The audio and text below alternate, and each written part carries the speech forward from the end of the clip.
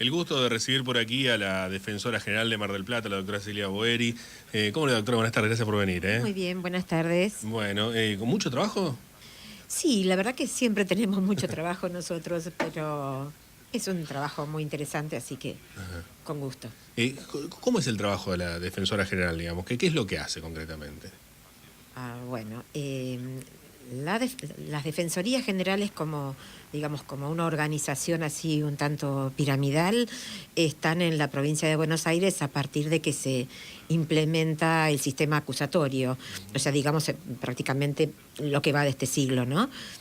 Y la idea es que haya digamos, un control de gestión y una dirección de los defensores públicos en materia penal de adultos. Con posterioridad fue también los defensores penales en materia penal juvenil y todos los defensores civiles que atienden todos los asuntos de familia y, bueno, y muchísimos temas conexos. Entonces es distribuir la carga laboral,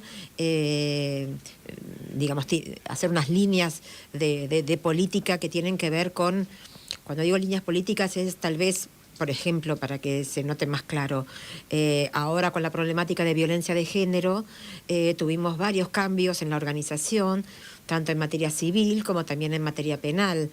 Y esas distribuciones de la carga laboral o la conformación de equipos, defensorías especializadas o no, toda esa gestión se hace bajo la dirección de la Defensoría General.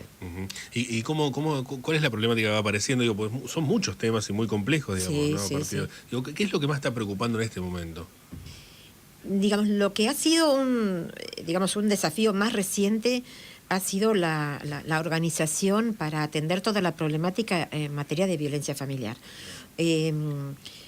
Porque no teníamos los equipos dispuestos o suficientes. Muchas veces hay veces que tenemos sistema de prueba y error. Empezamos con una defensoría civil especializada que es para atender a digamos, los casos de violencia que no, digamos, en donde no hay intervención de la justicia penal. Y el tiempo demostró que eso era insuficiente y entonces lo distribuimos en más unidades de defensa, pero notamos allí que teníamos que tomar ciertos recaudos, particularmente el hecho de que cada problema de violencia familiar trae aparejados otros pequeños problemas que tienen que ver con familia y la idea, por ejemplo, el régimen de visitas de los hijos, temas de alimentos, temas que tienen que ver con la vivienda, y la idea era intervenir para solucionar todo eso armónicamente. A su vez, en penal, cuando este conflicto había llegado hasta un punto más, digamos que había necesitado la intervención de la justicia penal, perdón, entonces nosotros también teníamos que ocuparnos de prevenir futuros conflictos, porque esa persona que tal vez se le habían impuesto unas condiciones para que obtuviera la libertad, porque el hecho en sí con el que empezaba esta problemática era un hecho menor, tal vez unas amenazas, unas lesiones que no soluciona la cárcel o la prisión todo. Y los jueces disponían una batería de medidas y entonces ayudar a la persona a cumplir con eso. Claro. Ir a tratarse, hacer tratamientos para las drogas o para un tema de adicciones si es que estaba presente, jornadas de reflexión, o sea, un montón de cosas que tienen que ver no con lo que sea estrictamente la solución del caso. Yo creo que en esta última era nosotros como defensa también tenemos que ser conscientes, como creo que todos los operadores, ¿no?, de en qué medida nuestro rol también es la prevención por nuestros asistidos, sean quienes fueran, ya hasta el mismo imputado o la víctima, según los casos, para que el conflicto no se agrave, para que se solucione y no ir, como a veces hacemos la parodia, bueno, que pase el que sigue. O sea, una vez que obtuvimos la solución de otro y soltar la mano ahí. Pero además supongo, doctora, que entre el contexto o lo que se da con esto, por ejemplo, este caso particular que acaba de mencionar, o en líneas generales, hay una cuestión ya, son tiempos de siempre se habla mucho de lo interdisciplinario, digo, ¿no? Exactamente. El abordaje no pertenece específicamente a su rol, al rol de un juez, al rol de... Digo, hay que trabajarlo en conjunto con salud, supongo, con desarrollo social, digo, hay varios factores que ya son todos temas que terminan siendo interdisciplinarios ya hoy por hoy, ¿no? Claro, nosotros justamente empezamos a formar y a trabajar con interdisciplina, incorporamos psicólogos, incorporamos asistentes sociales, entonces muchas de estas tareas las hacen este tipo de personas que tienen otra experticia. O sea, nosotros como abogados solamente en forma intuitiva podemos entender los alcances psicológicos que tiene un determinado conflicto. Y el concurrir a los domicilios y hacer los seguimientos son especializaciones que tienen los asistentes, las asistentes sociales o los asistentes. Y bueno, incorporamos, los equipos son todos interdisciplinarios en este tema de violencia, por ejemplo. Claro, concretamente. Y eso es algo novedoso de unos años a esta parte, porque también, o sea, no es que fuera nuevo el tema de la violencia. Lo novedoso es que se empezaron a abrir esas puertas, que se empezara a tomar conciencia del problema. Ahora, pero no surgen otros problemas también, doctora, digo, a ver, si me entiende, y sin criticar a nadie en particular, sino simplemente como para entender un poco el problema, digo, el hecho de que sea interdisciplinario abarca que además de la problemática propia que pueda tener, en su caso, la Defensoría, o lo que pueda tener la justicia per se, o lo que pueda tener un juzgado o tal, digo, aparecen los problemas que tenga la municipalidad con su desarrollo social, o el sistema de salud, tanto local como provincial, las deficiencias, digo, porque claro, una cosa es el diagnóstico, la necesidad, incluso el pedido expreso, el pedido judicial de un tratamiento interdisciplinario. Otra cosa es que después se pueda cumplir, digamos, ¿no? Exactamente, o sea, pero esos problemas no es que se generan, están. O sea, son previos a esto. Claro. El tema es que el gran desafío es conseguir que esas instituciones que existen con un fin determinado no sean expulsivas. O sea, que las personas no reboten allí, sino que se trate de, digamos, de nosotros hacer las derivaciones responsables. O sea, derivar a alguien a una institución no es simplemente utilizar a la persona de correo, vaya acá, darle una dirección y un papelito, que la persona llegue, capaz que ese día están de paro y se va y no vuelve. No, hay un acompañamiento. Claro. Y es un ida y vuelta también, porque nosotros tratamos de tener un ida y vuelta porque muchos de estos organismos municipales o de otras entidades reciben o toman permanentemente contacto con problemáticas que tienen que ver con la tarea que nosotros desarrollamos. La vez pasada, por ejemplo, creo que gente del PAMI me consultaba que sus asistentes sociales iban a un barrio por algún problema y se encontraban con gente que tenía problemas de documentación, problemas de otra índole, problemas de alimentos con sus familiares, etcétera. Y también estábamos planteando el establecer, o sea, bien los vínculos y los contactos entre nosotros para que sea un toma y daca. Así como nosotros atendemos a alguien que capaz que tiene un tema jubilatorio y podemos hacer una derivación de esa problemática que forma parte de todo el problema que tiene esa persona y poder hacer una derivación y decir, bueno, vaya a este lugar que lo va a atender fulanito de tal, que está esperando que usted vaya, y a la inversa. Eso es algo que lo estamos trabajando bastante. ¿Se está logrando eso? Y se está logrando bastante y seguimos trabajándolo. Seguimos trabajándolo porque tenemos un gran déficit, por ejemplo, en instituciones que se hagan cargo o que alcancen por toda la problemática de adicciones, que es un tema que atraviesa tanto lo penal como lo civil, como lo del joven. Entonces, eso es verdaderamente un problema. Sin ánimo de crítica alguna hacia los códigos, porque no estaría dentro de mi capacidad poder hacerlo. Pregunto el tema de, ¿está la ley lo suficientemente humanizada como por este tema? Porque digo, acá hay una cuestión ya humana también que empieza a aparecer, porque muchos hablan de cambiar la legislación, de cambiar las leyes, de ciertas cuestiones. ¿Está la justicia amparada como para poder humanizar, si se quiere, en torno a situaciones que requieren de la parte humana o del perfil humano? Yo creo que eso es más que nada el procedimiento en sí. O sea, hay un cambio de paradigma. O sea, la ley es cruda. Por eso. La ley penal, especialmente la ley de fondo o la ley civil, establece qué cosa, digamos, un mundo del deber ser. Y somos nosotros los operadores los que por ahí podemos hacer la diferencia acercándolo, porque no está todo escrito en la ley. Entonces la actitud de las personas respecto a los problemas puede ser: esto no es mío, no me corresponde, esto le corresponde a la municipalidad, claro, esto le corresponde al otro, y todos cierran las puertas. Claro. Y el problema no es de nadie. Claro. Ese es un vicio de la burocracia que hay que extirpar, porque cuesta carísimo ese vicio. Entonces, si cambiamos la actitud y nos hacemos cargo y tratamos de, con imaginación, que no la va a decir ninguna norma y ninguna ley, no le va a decir use la imaginación. Uno tiene que tener la actitud para lo que nosotros le llamamos en la defensa integral, el escuchar a la persona e indagar de dónde viene el problema que tiene y a quiénes nos pueden ayudar, porque tampoco somos autosuficientes, para intentar, al menos intentar, una solución. Seguramente. Y digo, y en el marco de eso están las personas, digo, más allá de su rol en particular, digo, por ejemplo, un juez cuando resuelve una cuestión de esta índole, ¿está la sensibilidad esa necesaria? ¿Aparece la justicia en estos casos? ¿Es compleja?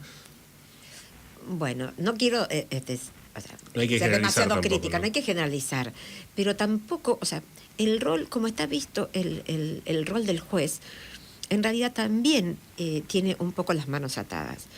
Vayamos a lo penal, y en lo penal que tenemos un sistema acusatorio, y entonces es el fiscal y la defensa quienes proponen al juez, ya sea sus teorías del caso, etcétera. No es un juez que, no está pensado en un juez creativo. O sea, el juez toma una decisión en base a lo que las partes le traen. Entonces ese juez no va a ser como el juez instructor, que va a disponer medidas que se le ocurren solamente a él, etcétera, etcétera, y tampoco las va a seguir. Por eso, en penal es un desafío más que nada para el Ministerio Público Fiscal y el Ministerio Público de Defensa. Y en civil está más complicado, porque algunos asuntos, como los de familia, también se están cambiando paradigmas de lo que era el paradigma dispositivo, en el que también los jueces estaban esperando lo que le pidieran las partes y no tenían ninguna iniciativa, cuando, especialmente en el tema de violencia familiar, se les da a los jueces la posibilidad de tomar esas directrices, de tomar iniciativas. Pero no se les da potestad para investigar. Entonces, allí también tenemos algunos problemas que ahí sí los va a tener que solucionar en un futuro la ley. Porque en el tema de violencia, el juez de familia que puede dictar una medida cautelar con la sola denuncia, por ejemplo, de la persona damnificada o que se dice damnificada de violencia, y excluir a una persona del hogar, dictar una restricción de acercamiento, y tiene que señala o fija una audiencia para recién escuchar a esa persona. Ahora lo están haciendo más cerca, pero hubo momentos en los que eran por ahí a los 4 meses, 5 meses, y esa situación queda librada a su suerte, y algunos de los hechos más graves que hemos tenido tienen que ver con ese periodo donde esa persona, digamos, arremete contra la denunciante, digamos, a quien considera culpable de que ha tenido que irse de la casa o que no se puede acercar. Entonces son todos temas sobre los que venimos trabajando, sobre los que se está trabajando, pero que es prueba y error. No debiera ser así. Después hay un paso posterior que tiene que ver ya con lo penitenciario, digamos. Una vez que es cosa juzgada, Sí. en la materia penal termina recayendo lógicamente en una unidad penal. Creo que en ambos casos, en el Foro de Responsabilidad Penal Juvenil y en adultos también, digo. ¿Cuál es la situación que usted ve con respecto a eso, teniendo en cuenta su rol de defensora?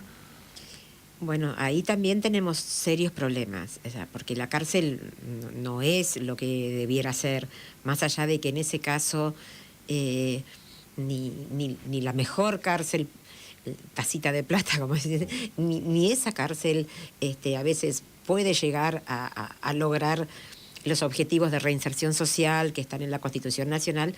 Lo mínimo que puede hacer es intentarlo. O sea, la cárcel no genera una obligación de resultados, pero sí de poner los medios.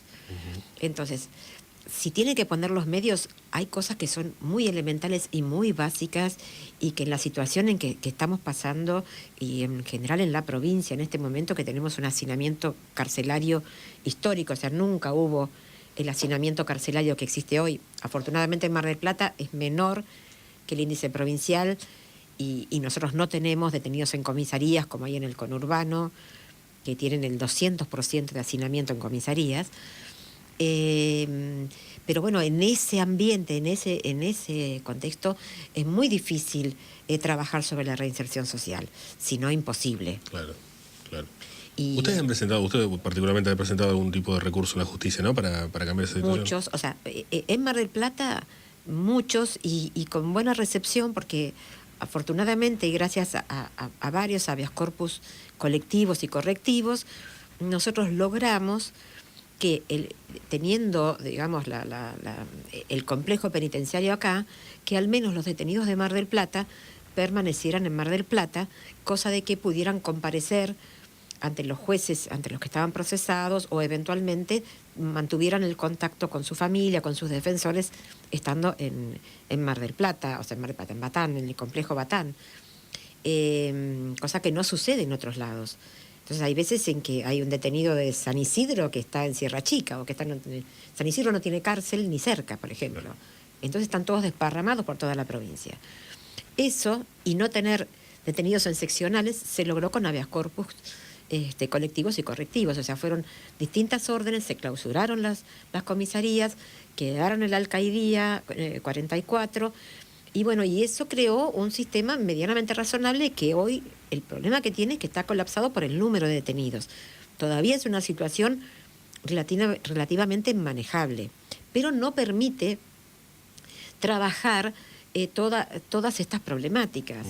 O sea, por ejemplo, hay muy poca capacidad para trabajar el tema de adicciones, o hay problemas sanitarios graves que se van atendiendo pero a los ponchazos, o sea, casos de tuberculosis, o sea, hace 2 años teníamos muertos por tuberculosis que no había sido diagnosticada previamente.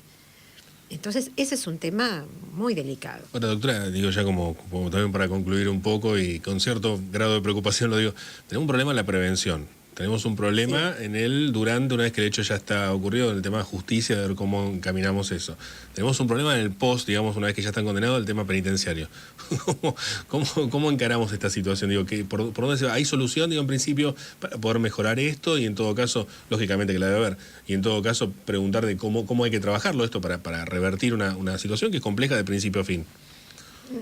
Mire, yo le voy a dar mi opinión, más que como defensora, como una persona que ha estado en la Administración de Justicia desde hace más de 40 años, y entonces viví muchas épocas y muchas cosas, y yo creo que en realidad esto, que si bien es incumbencia, digamos, de los legisladores, de los políticos y también del Ministerio Público Fiscal, el acento es siempre sobre la prevención y una prevención inteligente. Hay que evitar, o sea, estamos hablando de la parte penal, evitar que ocurran los delitos, y para eso hace falta inteligencia, porque cada delito tiene su prevención específica. Si usted está queriendo evitar los temas de los delitos viales, usted va a trabajar como se ha trabajado inteligentemente, el tema, porque no es desde siempre, el tema de la prohibición de manejar con determinada cantidad de alcohol en sangre, los límites de velocidad, los controles de rutas, etcétera, etcétera. Si usted va a querer trabajar, digamos, o va a querer prevenir otro tipo de delitos que estén relacionados con las armas de fuego, usted va a trabajar de otra manera, va a controlar que se destruyan efectivamente las armas que se secuestran, va a controlar de qué manera y a quiénes se entregan las armas. O sea, cada delito, pero eso tiene que haber gente muy preparada y pensando en eso, y pensando además en una perspectiva que no sea solamente de una ciudad. Las personas que trabajan en el delito, o sea, no tienen límites en departamento judicial. Entonces, por decirle un ejemplo cualquiera, o sea, se roba un vehículo en Mar del Plata, que se desarma en otro lugar y los repuestos se venden en otro. Y si usted no tiene, digamos, alguien o alguna organización que se dedique a verificar cómo se mueve, digamos, de qué manera se trabaja eso, usted se va a quedar enredado en cuestiones de competencia entre Mar del Plata, Dolores, otro departamento, porque cada uno va a tener un pedazo de la historia. Claro. Y eso nosotros, o sea, lo vemos, esos cuerpos especializados también para esas investigaciones complejas, porque lo que termina sucediendo es que están presos los últimos eslabones de todas las cadenas, que son los eslabones reemplazables. Entonces, la gente cree que o sea, como si el número de delincuentes fuera un número estanco y dijéramos, son 40.000. Entonces, si detenemos estos 40.000, se acabó el delito. No. Los 40.000 que están presos, que son más de 40.000 en la provincia de Buenos Aires, en su mayoría son reemplazables por otros y por otros y por otros. Y encima, el día que salen, por ahí tienen otras perspectivas y otras especializaciones y otros amigos que no tenían antes de ingresar. Entonces, concretamente me parece que en la materia penal hay que apuntar a esa prevención inteligente para cada rama del delito. Le agradezco mucho por haber venido esta tarde. Por favor, perdón si me extendí en esta parte. No, de ninguna manera, no. Gracias por haber venido, gracias por permitirnos preguntarle sobre estas cuestiones, que la verdad son las cuestiones profundas, en definitiva, ¿no?, que tienen que ver con estos temas. Así que gracias por venir. No, por favor, al contrario. La doctora Cecilia Boeri, defensora general de Mar del Plata.